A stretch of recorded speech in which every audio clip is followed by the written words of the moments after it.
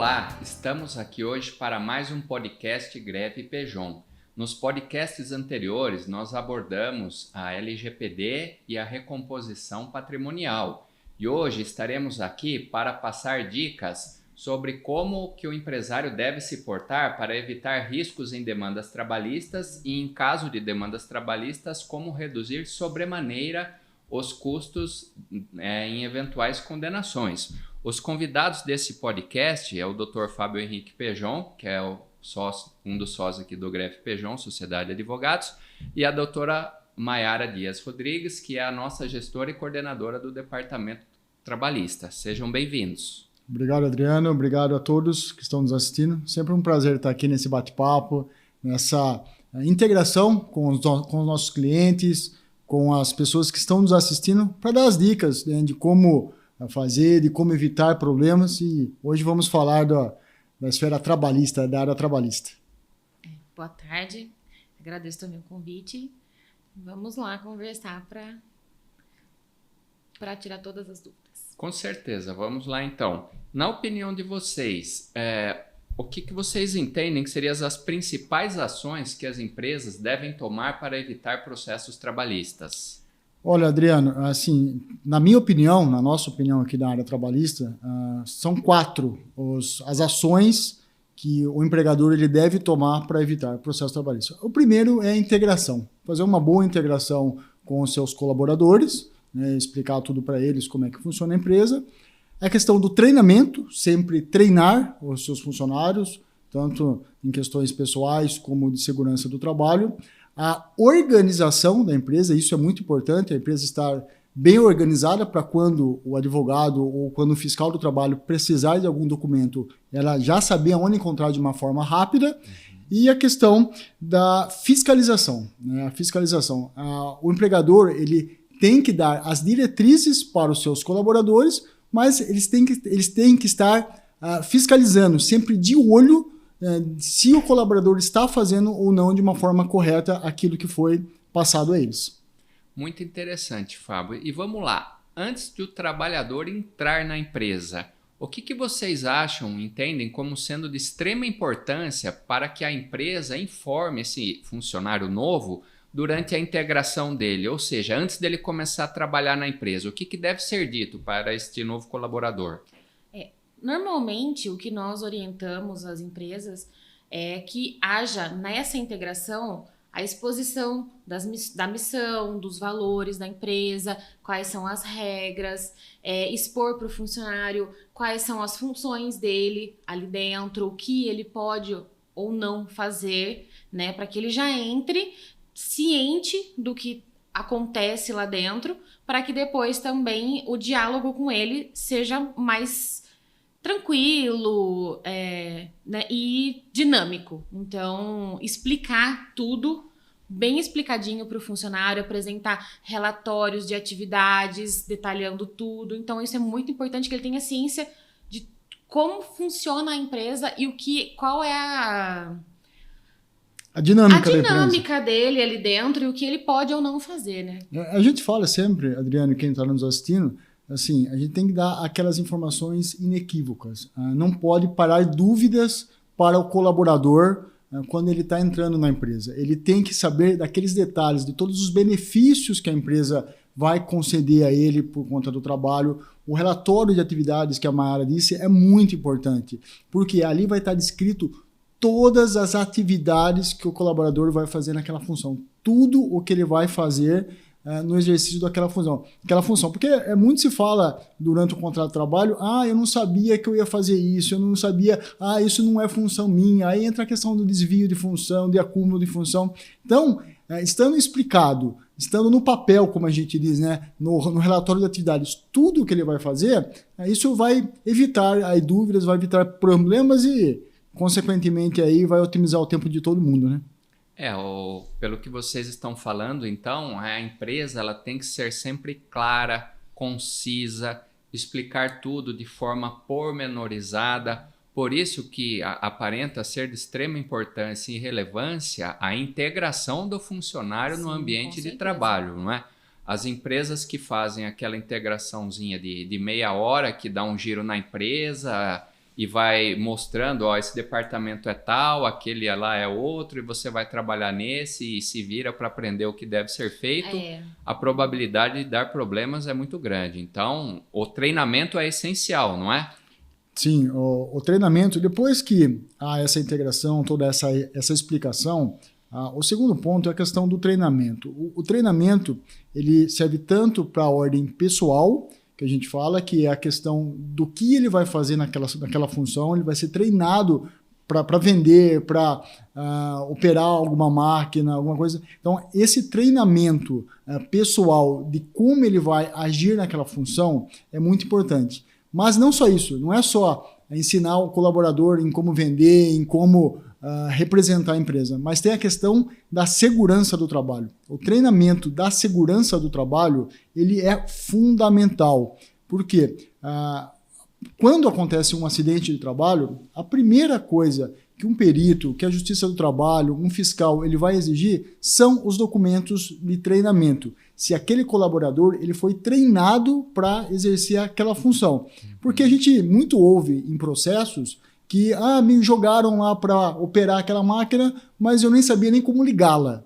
Então, o empregador ele fica muito preocupado naquele treinamento relacionado à atividade, de como o funcionário ele deve se comportar com relação ao cliente, como ele consegue como ele pode vender os produtos da empresa, mas acaba se esquecendo da questão da segurança. Então, o treinamento relacionado à segurança do trabalho, isso ele vai evitar aí 50% dos problemas. Então, é muito importante estar envolvendo a área de segurança do trabalho. Então, com relação ao treinamento, a única obrigação que a empresa tem é fazer esse treinamento inicial durante o período da integração, os treinamentos periódicos, ou ela também tem o dever de fiscalizar se tudo que foi treinado está sendo aplicado na prática por todos os colaboradores? Não, o treinamento inicial é de extrema importância, porque ali o funcionário ele vai saber, olha, a minha função é essa, eu estou sendo treinado para essa função, então ele vai se qualificar ali naquele momento inicial. Um segundo passo é sempre a empresa manter esse funcionário atualizado, né, com treinamentos periódicos, atualizações do que ele for fazer, se for de máquina, se for um sistema, e a fiscalização sempre, desde o primeiro dia de trabalho até o último dia de trabalho, é dever da empresa fiscalizar para ver se o funcionário, o que ele foi treinado, a função para qual ele foi contratada, se ele está agindo corretamente dentro do que é esperado, e sempre que encontrar alguma inconsistência, precisa conversar com o funcionário, ver se as atualizações,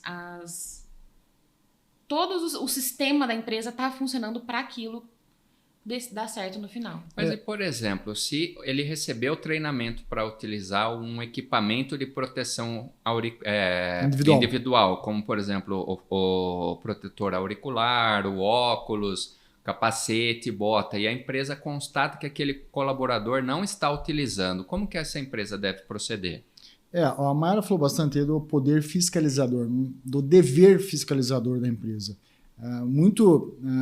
Os empresários acham que fornecendo esse treinamento, ministrando o treinamento, fornecendo os equipamentos de proteção individual e documentando, sempre é muito importante documentar isso, tanto o treinamento quanto o fornecimento de EPIs, para não gerar dúvida se fornecer ou não, é muito importante essa fiscalização, Adriano.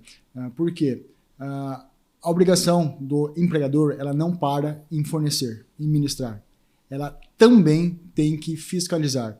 A gente brinca bastante que ali a gente está num processo de pai e filho.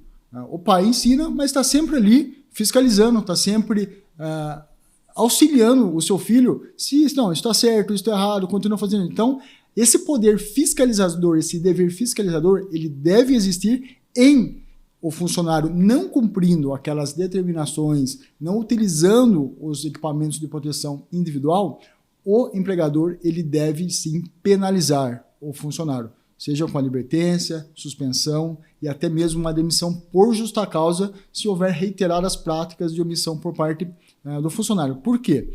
É a única forma que a empresa tem de comprovar que, além do fornecimento, ela está fiscalizando.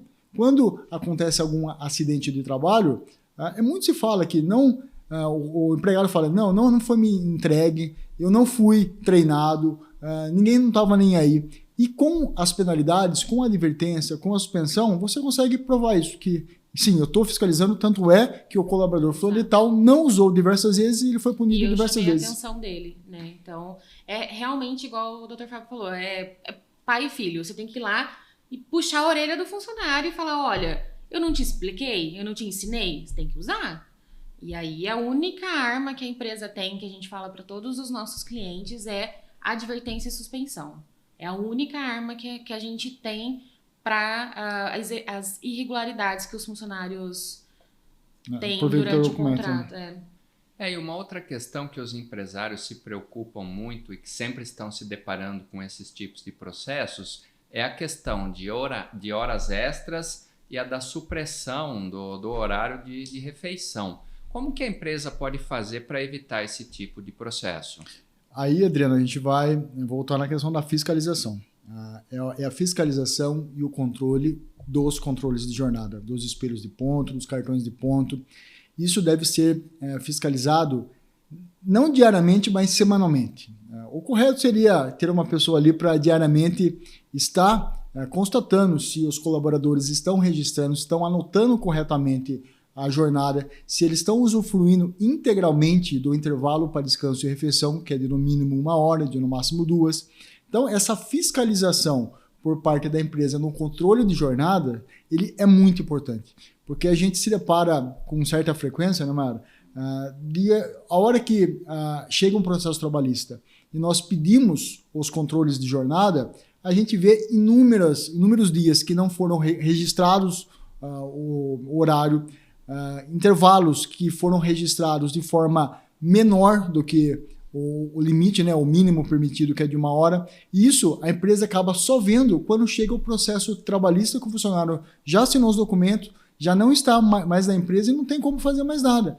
Então, essa fiscalização diária dos controles de jornada é fundamental para justamente observar se o colaborador está anotando corretamente. E se não estiver, como a Mayara já disse, a arma que o empregador tem é, primeiro, nesse caso, uma advertência verbal, uma conversa, mas depois, em sendo reiteradas as práticas, já partir por uma advertência, por uma suspensão, porque isso, o empregador não fazendo no momento oportuno, lá na frente ele não vai ter como corrigir. Depois que chegou o processo trabalhista, depois que chegou a ação, pedindo hora extra e o cartão de ponto está errado, não tem mais o que fazer porque é um documento da empresa. E muitas vezes o funcionário ele usufruiu de 1 hora. Ele fez certinho, ele não fez uma hora extra e por algum motivo aí ele registrou de forma errada e não conforme a realidade dos fatos, né? E os empregadores, eles tendem a dizer pra gente, mas a fiscalização é mais trabalhosa, né? Na prática, ali no dia a dia. É sim mais trabalhosa. Só que o tempo que você demanda ali numa fiscalização eficiente, seja de cartão, seja de EPI, seja de treinamento, ali vai quase reduzir a zero depois a fase litigiosa, a fase processual, né? Então, é muito importante essa fase inicial do contrato de trabalho. Então, porque depois, igual o Dr. Fábio falou, o funcionário não está mais lá na empresa. E o que você vai fazer? Não tem o que fazer mais, né? O documento está ali assinado. O documento tá errado. Você sabe que o seu funcionário fez a 1 hora de intervalo, você sabe que o seu funcionário fez as horas extras certinhas, só que ele não marcou corretamente, você não viu a tempo, e aí você perdeu sua chance de regularizar. Então, na verdade, o cartão de ponto eletrônico e o cartão de ponto manual em nada se diferenciam, porque o empresário ainda precisa fiscalizar, independente de qual seja o tipo de modalidade Sim. de controle de cartão de ponto. O registro de jornada ele é obrigatório. Tem, inclusive, convenções coletivas de trabalho que exigem, independente do número de colaboradores, já exigem o controle.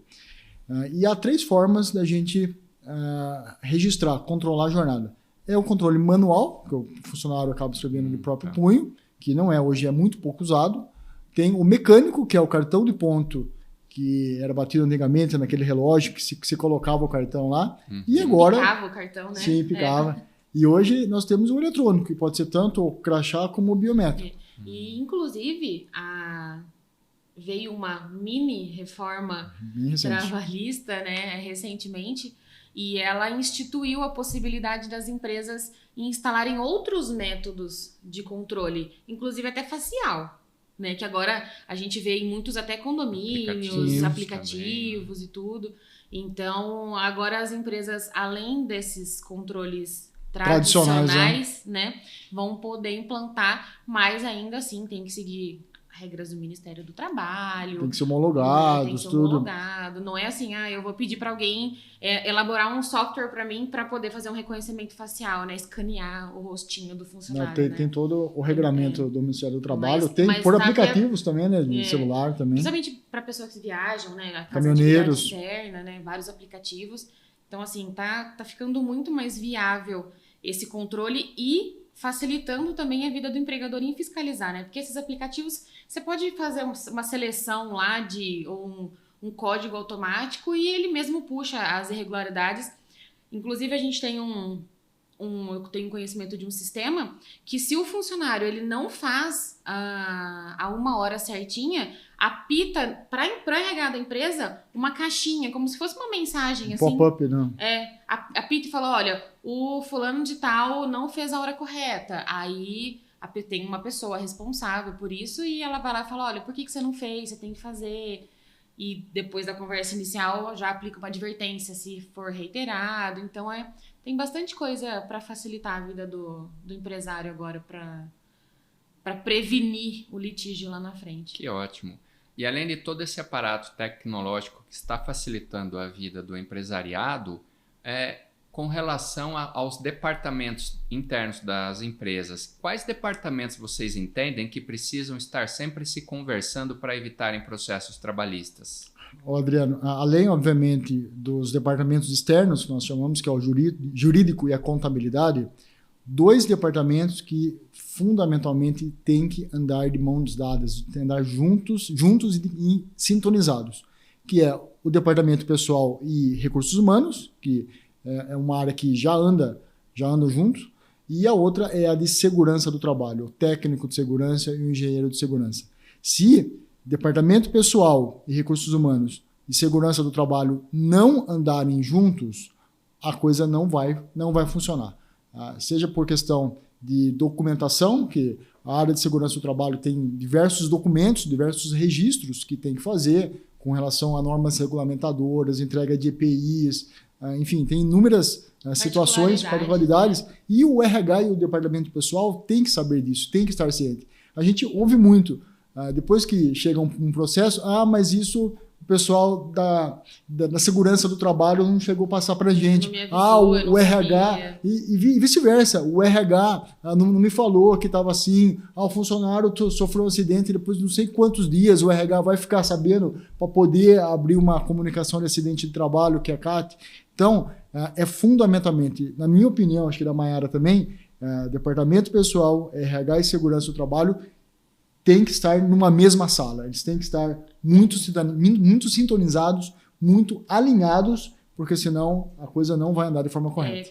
Porque o trabalho de um reflete no trabalho do outro, né? Se o pessoal da segurança, ainda que não seja interno, né? Porque a gente sabe que tem muitas empresas que ainda não têm um departamento de segurança do trabalho interno, mas sempre contrata uma empresa terceirizada para fazer um PCMSON, a ITCAT, para depois, quando o funcionário é desligado, para fazer o PPP, que é o perfil profissiográfico para fins de aposentadoria e tudo. Então, assim, ainda que não tenha um técnico dentro da empresa, é sempre muito bom perguntar. Aqui a gente sempre fala assim, pergunta, não tem pergunta besta.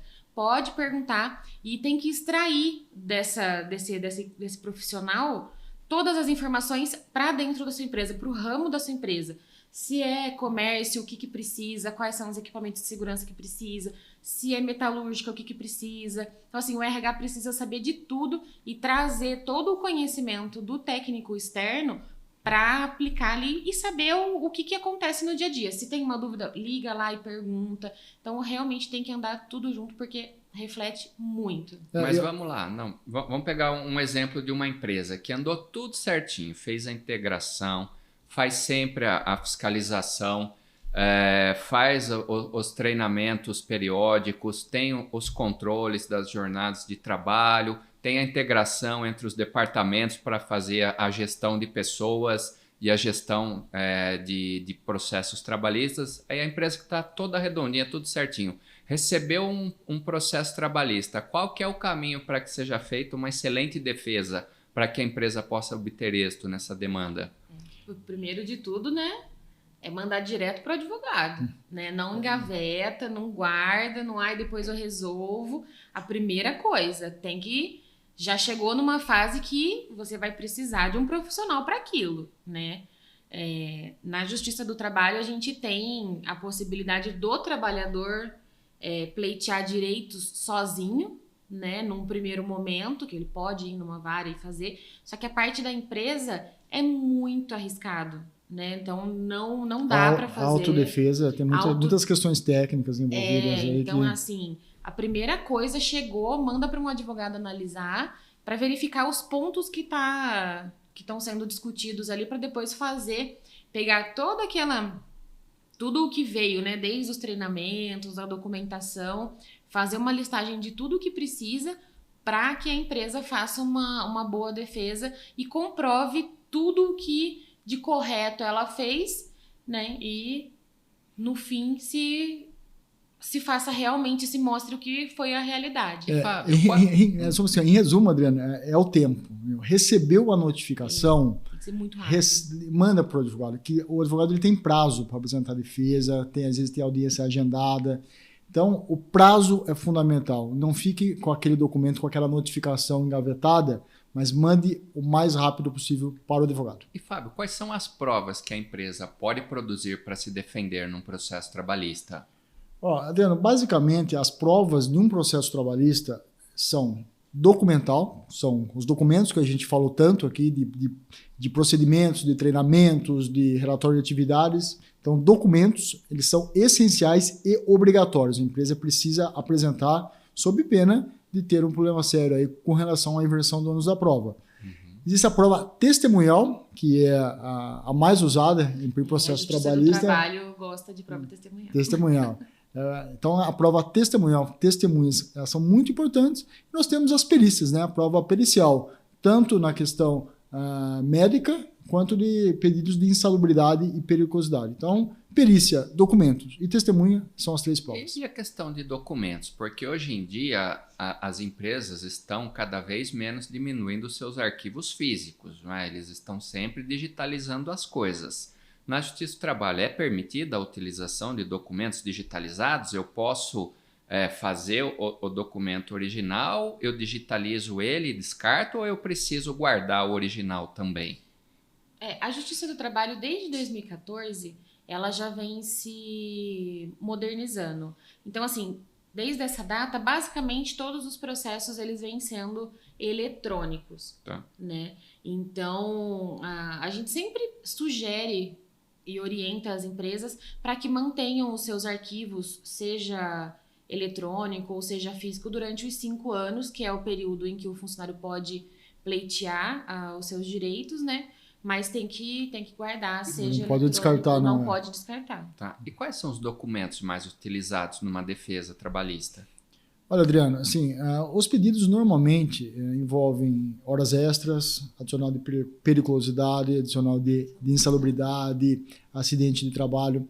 Então, os documentos básicos que a empresa tem que ter lá para que o advogado tenha um mínimo de condições de fazer a defesa e produzir as provas, é a ficha de registro, que isso toda empresa é obrigada a ter do seu colaborador.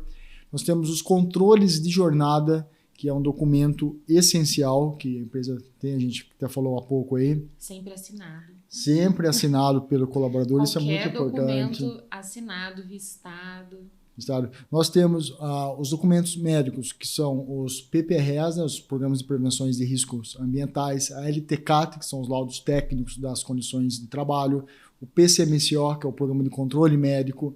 Então, Adriano, é vasto o número de documentos que podem ser apresentados que a empresa deve ter. Isso depende muito do pedido. Se o colaborador ele pede hora extra, a gente vai precisar basicamente dos olerites, né, que são os recibos de pagamento, os contra-cheques, e os espelhos de ponto, né, os cartões de ponto, né, para fazer. Se há pedido de periculosidade, de insalubridade, a gente tem que ter o PPRA, LTCAT, PCMSO, ficha de EPI.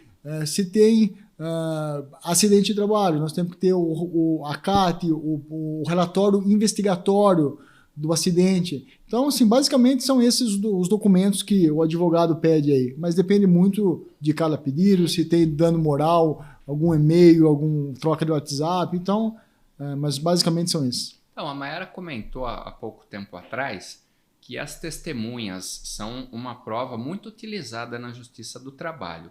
Então, com relação a testemunhas, como é que funciona isso aí, Mayara? Qualquer pessoa pode ser testemunha? Tem algumas pessoas que têm mais força para serem testemunhas? Como é que é a questão testemunhal na Justiça do Trabalho? Na Justiça do Trabalho, as testemunhas elas têm que ser pessoas que trabalharam com o reclamante, né, com o autor da ação, e que tenham presenciado as situações que ele está alegando.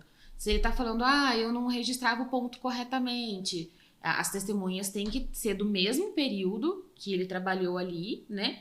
E vamos agir ali e investigar se, olha, realmente você anotava o cartão ponto, você via ele anotando, registrava certinho, alguém te obrigava a não anotar. São esses os questionamentos, mas as pessoas têm que ter trabalhado. Testemunha, a gente fala assim, né? Testemunha boa é testemunha que viu, né? Sim. Então, essa é a qualificação perfeita da testemunha. Isso é muito interessante, porque assim, a testemunha, que como a Mayara disse, são as pessoas que presenciaram os fatos, e não aquelas que ouviram falar. Eu ouvi falar que fulano de tal fazia assim. Não, esquece. Fofoca não serve para justiça. Então, é aquela pessoa que presenciou. E quem são as pessoas que presenciaram os fatos? Normalmente são aquelas pessoas que trabalhavam junto com ele, que exerciam a mesma função, que estavam lado a lado, que estavam no dia a dia. Porque às vezes a gente pega uma empresa grande, uma pessoa que trabalhava no setor da produção e uma testemunha que era do administrativo, tinha contato com essa pessoa da produção? Tinha, mas é muito pouco. Então, aí, por outro lado, o reclamante leva aquele colaborador, ou aquele ex-colaborador que trabalhava junto, lado a lado com ele, a testemunha dele vai ser mais forte. Sim. É por isso que, às vezes, o cliente fala, mas a minha testemunha falou A, a testemunha dele falou B. E por que valeu a testemunha dele que falou B e não a minha que falou A? Por quê? Porque a sua testemunha não tinha aquele contato diário, não estava assim, presente no dia a dia das atividades daquele colaborador. E a testemunha dele trabalhava lado a lado. Então, por isso que, às vezes, o cliente ele tem essa indignação, e a gente tem que reconhecer que realmente, às vezes, nós temos esse tipo de problema, mas é por conta dessa força, né? Daquela presença massiva diária da testemunha. Não adianta você pegar um superior hierárquico que ele vai ter uma predisposição a ajudar a empresa, embora ele não possa, mas o juiz vai ter. O reclamante leva aquele colaborador que exercia exatamente a mesma função, que trabalhava na máquina ao lado, ele tem muito mais força e muito mais credibilidade para poder prestar as informações. Ainda continuando na questão das provas na Justiça do Trabalho, o Dr. Fábio mencionou a possibilidade da realização de perícia. Como é que funciona isso aí? Que tipo de perícia que pode ser feita na Justiça do Trabalho? Adriano, as perícias elas podem ser médicas, né, em caso de acidente ou doença do trabalho, que o juiz acaba nomeando um médico, perito de sua confiança, para avaliar as condições físicas daquele reclamante, se ele está apto ou não para a função, se ele teve alguma redução da capacidade laborativa e se o acidente, o problema de saúde que ele tem que nós chamamos de nexo, se tem relação com as atividades que ele exerceu. E nós temos também as perícias relacionadas à insalubridade e periculosidade, né? Que nesses pontos aí o juiz acaba nomeando um engenheiro de segurança do trabalho, de sua confiança, para poder fazer aquela avaliação no ambiente, para ver se tem algum agente insalubre ou algum agente periculoso.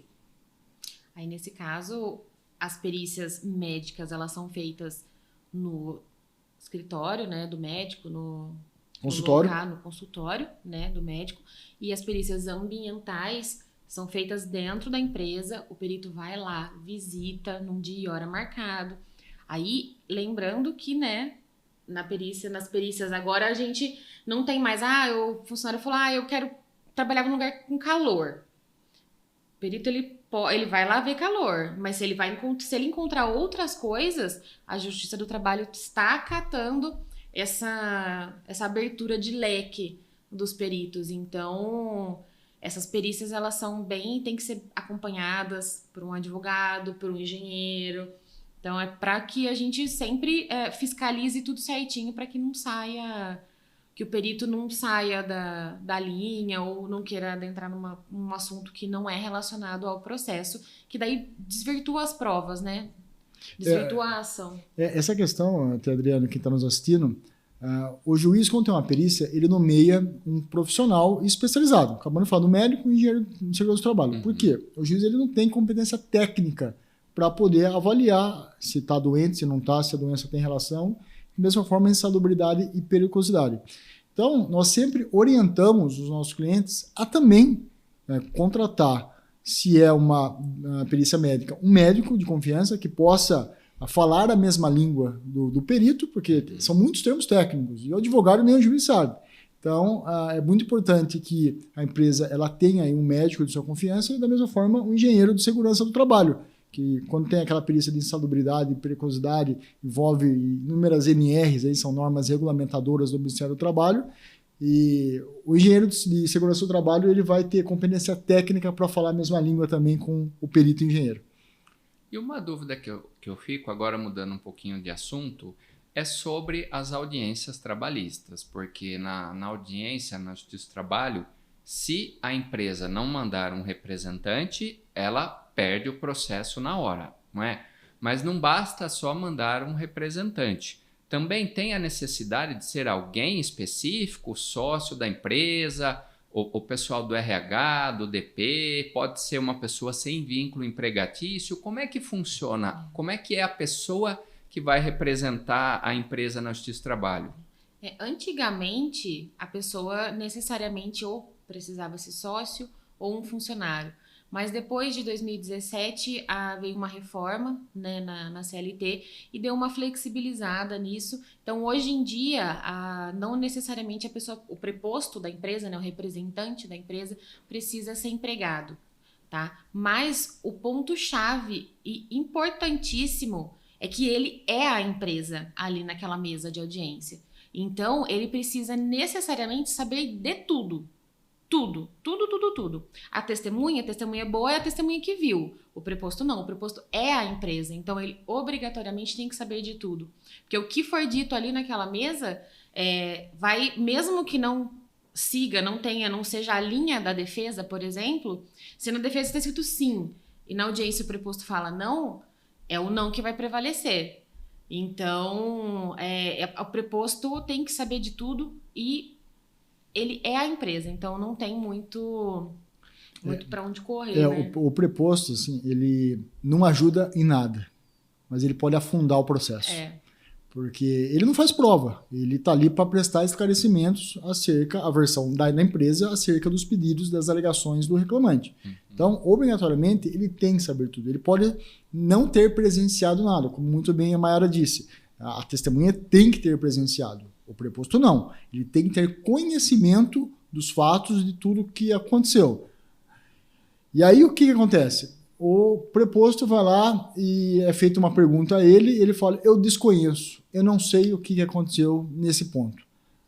A conclusão é simples. Se o preposto, que é a empresa na audiência, não sabe, a presunção qual que é? É que o que o reclamante falou é verdade. Então, o preposto ele não vai ajudar, ele não vai fazer prova. Mas se ele não souber de um fato, ele vai acabar favorecendo o reclamante, e o juiz muitas vezes nem ouve as testemunhas, porque o preposto, o representante da empresa, ele já confessou aquilo. Ele não sabe. Se ele não sabe, o que o reclamante está alegando é verdade. Então, a gente conversa muito com os representantes da empresa, com os prepostos, para que eles sempre estejam muito alinhados com os fatos, com a versão da empresa. Porque ele pode ser uma bomba dentro do processo se ele não souber ou desconhecer ou falar alguma coisa diferente do que está sendo defendido na defesa. Maravilha, então chegamos aqui ao final de mais um podcast Greve Pejon. Hoje a pauta foi como se proteger e obter êxito em processos trabalhistas. O Fábio e a Mayara explicaram de uma forma extremamente didática, educativa, para que todos pudessem entender quais foram e quais são as medidas práticas para se protegerem de processos trabalhistas. Então gostaria aqui de agradecer a presença do Fábio, a presença da Mayara. Foi muito elucidativo, foi muito explicativo e eu tenho certeza que todos os nossos telespectadores não vão ter dúvidas nenhuma sobre qual é a melhor forma de se proteger e obter ótimas práticas corporativas para a proteção de reclamações trabalhistas. Dr. Fábio. Isso aí, Adriano. Muito obrigado aí. Vamos agradecer ao pessoal de casa que está nos assistindo. Quinzenalmente estamos com esses podcasts, cada episódio um tema diferente, de uma área diferente, voltado ao direito empresarial. E hoje foi a vez do trabalhista e em breve voltaremos com outros assuntos trabalhistas aí de grande repercussão aí para poder ajudar a elucidar quem está em casa nos assistindo. Agradeço o convite e até uma próxima. Até uma próxima.